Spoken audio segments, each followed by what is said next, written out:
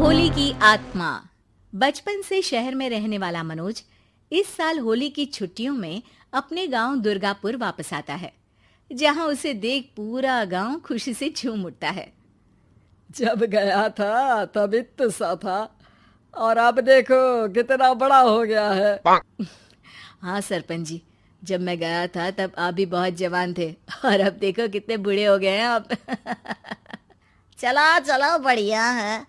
बच्चा घर वापस आ गया। इसी खुशी में आज रात पार्टी होगी।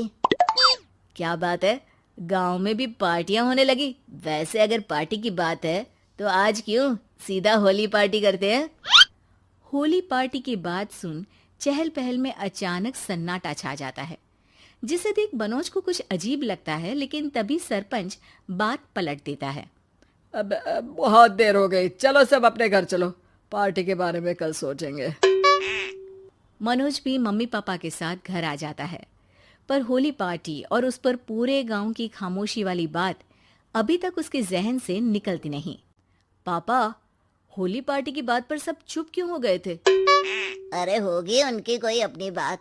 मुझे गांव की पंचायती थोड़ी पता है। थक गया हूँ, चलो सो जाते हैं, कल बात करते हैं। पापा की बात मानते हुए मनोज भी सोने चला जाता है। आज तो छुपा लिया, लेकिन हफ्ते बाद जब होली का दिन आएगा तब इसे कैसे रोकोगे?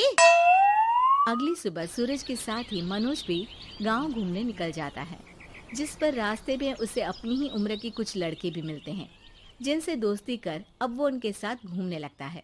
इसी तरह कुछ दिन बीत जाते हैं और होली नजदीक आने लगती है। दोस्तों, होली में 4 दिन ही बचे हैं, पर गांव में उसकी कोई तैयारियां क्यों नहीं दिख रही?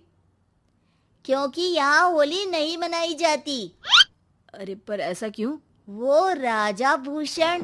अरे तुम 4 दिन के लिए आए हो, क्या इतना सोच रहे हो? चलो कुछ खाने चलते हैं। इसी के साथ एक बार फिर होली की बात को टलते हुए देख मनोज को शक होने लगता है। वो घर पहुंचते ही इंटरनेट पर अपने गांव और राजा भूषण के बारे में जानकारी निकालने लगता है। क्या? मुझे आज तक ये नहीं पता था। ऐसा कैसे? किसी ने मुझे कुछ बताया क्यों नहीं? सारी जानकारी लेने के बाद मनोज गांव वालों या अपने मम्मी पापा से कुछ पूछे बिना खुद ही उसकी सच्चाई के बारे में छानबीन करने लगता है, जिसके चलते वो राजा भूषण की हवेली में पहुंचता है। वाह, क्या हवेली है यार। पर क्या यहाँ सच में कोई भूत है? हेलो भूत जी, कोई है क्या? हम इस साल गांव में होली सेलिब्रेट कर रहे हैं, क्या आप उस पर थोड़ा इंटरव्यू देंगे? मनोज के ऐसा बोलते ही गांव में तूफान उठ जाता है और हवेली में रखी सारी चीजें हिलने लगती है। एक अदृश्य शक्ति मनोज को धक्का देकर हवेली से बाहर निकाल दरवाजा बंद कर लेती है। ये सब देख मनोज हैरान रह जाता है। क्या अभी मुझे हवा ने धक्का देकर बाहर निकाल दिया? मेरे होते हुए इस गांव में कभी होली नहीं मन सकती, इसलिए दोबारा ऐसी कोशिश भी मत करना, अंजाम बुरा होगा। आवाज सुन मनोज हैरानी से इधर उधर देखने लगता है, पर उसे कोई दिखाई नहीं देता। वो गांव वापस आ जाता है, जहां तूफान की वजह से सब कुछ तहस महस हो चुका होता है। आखिर ये तूफान आया कैसे? ना ऐसा कोई मौसम था और ना ही हमने होली का त्योहार मनाने की बात की थी। सरपंच की बात पर कोई रिएक्शन दिए बिना मनोज चुपचाप अपने घर चला जाता है। इस तरह देखते ही देखते होली का दिन भी आ जाता है और मनोज रंग लेकर गांव में निकल जाता है, लेकिन गांव पूरी तरह खाली होता है। अरे त्योहार का दिन है, धूमधाम की जगह मातम क्यों मनाया हुआ है? मनोज की आवाज सुन सब अपने घर की खिड़कियां खोल के घर के अंदर से ही उसे वापस जाने के लिए कहने लगते हैं, पर वो किसी की नहीं सुनता। तुझे पहले भी समझाया था, अगर होली खेलने की कोशिश भी की तो अच्छा नहीं होगा। अरे बात मान लो बेटा, तुम्हें सच नहीं पता। मुझे सब पता है। सालों पहले इस राजा ने एक अंधविश्वास फैलाया और आप लोग आज तक उसे मानते आ रहे हो। अरे बेटा, जब तुम पैदा भी नहीं हुए थे उससे भी बहुत पहले से इस गांव पर होली का श्राप है। अगर गांव में होली का त्योहार मनाया जाता है तो प्रलय आना पक्की बात होती है। राजा भूषण इस सब में नहीं मानते थे और त्योहार मनाने लगे, जिसके चलते होली वाले ही दिन पहले उनके बेटे की और फिर उनकी मृत्यु हो गई।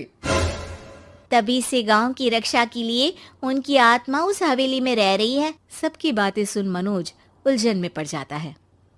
सोचना भी मत मनोज, अगर तुमने इस परंपरा को तोड़ने की कोशिश भी की तो उसका परिणाम इस गांव और गांव के लोगों के लिए अच्छा नहीं होगा।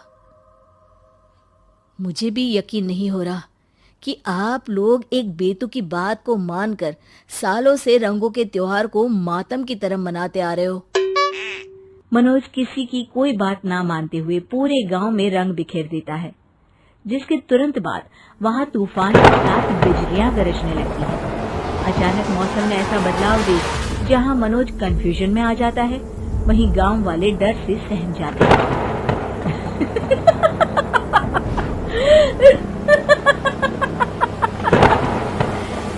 इस लड़के ने हमारे जैसे सिर्फ अपने स्वार्थ के लिए नहीं बल्कि पूरे गांव की खुशियों के लिए यहाँ होली मनाई है, जिस वजह से अब इस गांव पर होली का श्राप टूटता है।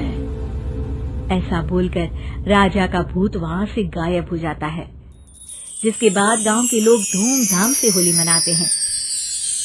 खुशियों के रंग गांव में बिखरे ही होते हैं कि अगली सुबह अचानक मनोज कहीं गायब हो जाता है और एक बार फिर गांव में होली का नया राज शुरू हो जाता है।